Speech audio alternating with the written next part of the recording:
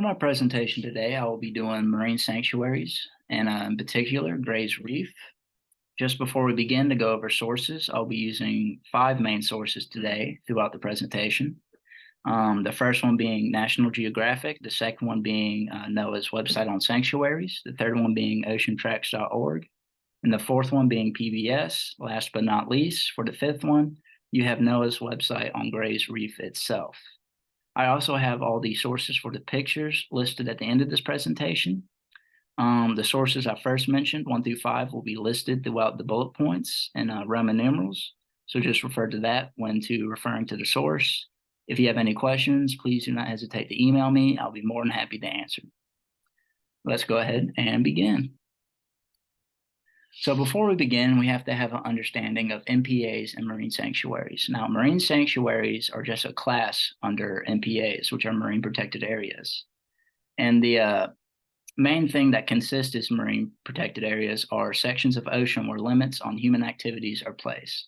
This could be for ecological reasons, conservation reasons, historical reasons, and we'll get more into detail as we go through the PowerPoint.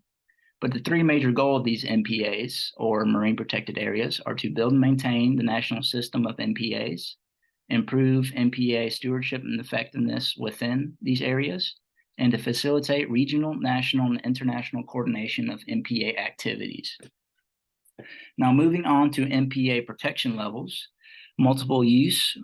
That protection level allows extractive uses with some restrictions. You have your no-take MPAs, which allows people to use the area but prohibits extraction or destruction of an area. And a good example of this will be marine reserves you see dotted across the seaboard in both the Atlantic and the Pacific.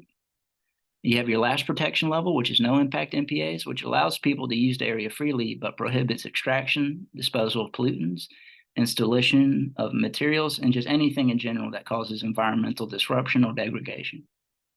You have your different MPA protection links. You have your permanent, which is protected indefinitely unless further legislation by Congress comes down the chain.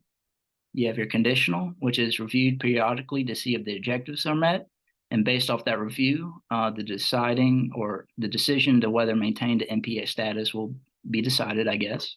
It's a good way to put it. And then, of course, you have your temporary, which is explained in the name temporary. They're short-term closures and often are used to meet short-term conservation goals. An example of this would be closing down an Atlantic water fishery in order to allow populations of the fish to recover for at least a season. Moving on to the actual marine sanctuary system, which is under MPAs. You have the Marine Sanctuaries Act of 1972, which allows the Secretary of Commerce to designate and protect areas of marine environment with special national significance. This includes areas with the criteria of conservation, ecological, recreational, historical, scientific, cultural, archaeological, or educational qualities, which luckily for Gray's Reef, I would argue it meets all of those qualities and criterias. And of course, the primary objective at the end of the day is to protect marine resources in these areas, such as coral reefs, sunken historical vessels, or unique habitats.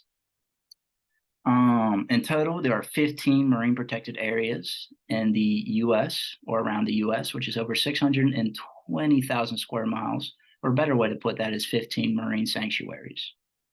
A major strength of the sanctuary system is its ability to conduct research across different habitats in different regions, because as we've learned throughout this class, often different parts of the oceans are interconnected by different movements of currents and other factors. So understanding one location can often give us better insight into other locations and the effects of migratory animals from one location to another.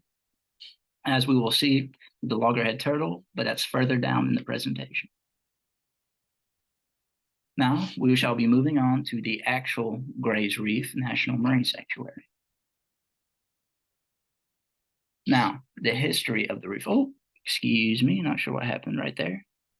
The history of the reef. It was first nominated in 1978 by the Georgia Department of Natural Resources, but wasn't fully established as a marine sanctuary or a national marine sanctuary until 1981, thanks to the efforts of Jimmy Carter.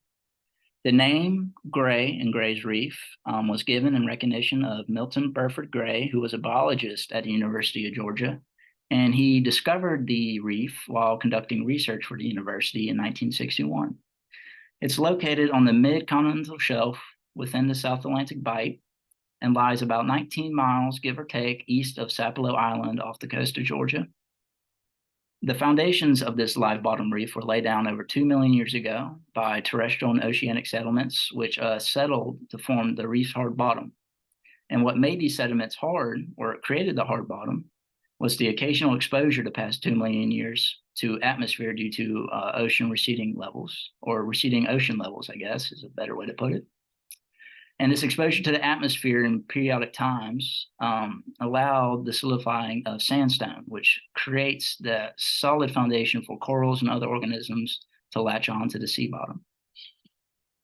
Now, moving on to why Gray's Reef was established. The main reason for its establishment was its intense species diversity and just its total marine biomass, which is very high. As it says here, the topography of Gray Reef includes burrows, caves, overhangs, and troughs, which creates habitats for over 1,000 species of invertebrates and over 200 species of fish. NOAA designated this area as a National Marine Sanctuary in 1981 because of its diversity of species and abundance of marine life.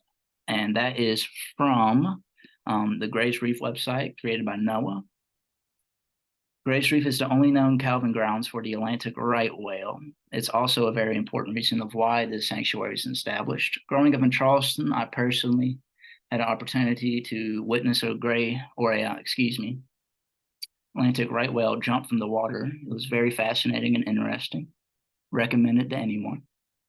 But also, one of the reasons why it's protected is because endangered turtles like to utilize Gray's Reef during their migration paths, especially during their migration paths to reproduce on the coast of Georgia and South Carolina.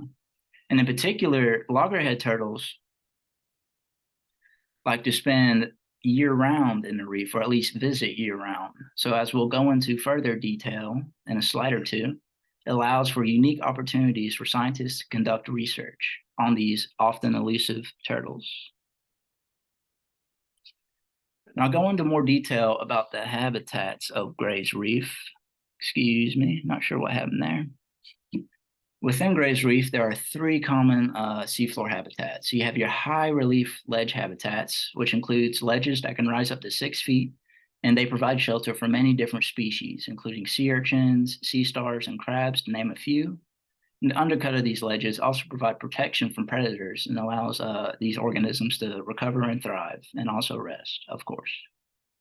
Live bottom habitats, these habitats rely on the hard sandstone bottom, which allows the coral growth and sponges and other organisms.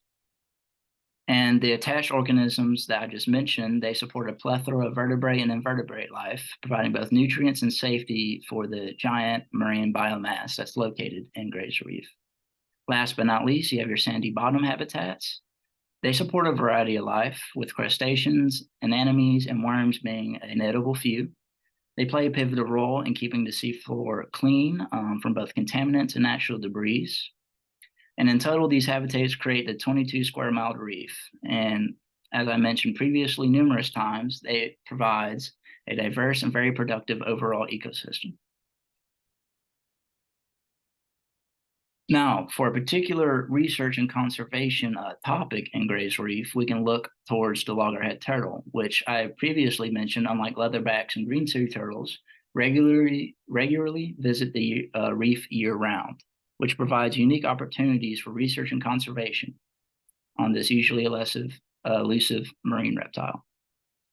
Through the Loggerhead Sea Turtle Satellite Tagging Project, scientists were able to take advantage of Gray's Reef and have been able to track or trace loggerhead movements across the South Atlantic Bight and even further out, which, because of this research and the data collected, has allowed behavioral models for these turtle movements to be created to better understand the migration pathways and just general movement of these animals. Or I guess a better way to put it, it would be these long distance travelers.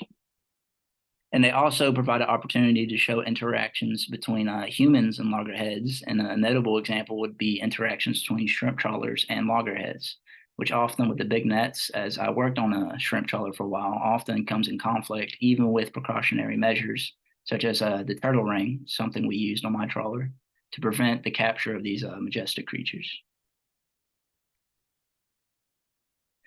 Now moving on to the sources, excuse me. We have our sources here, like I mentioned, listed 1 through 5. And then we also have the sources for all the pictures used throughout the presentation. If you have any questions, please do not hesitate to email me.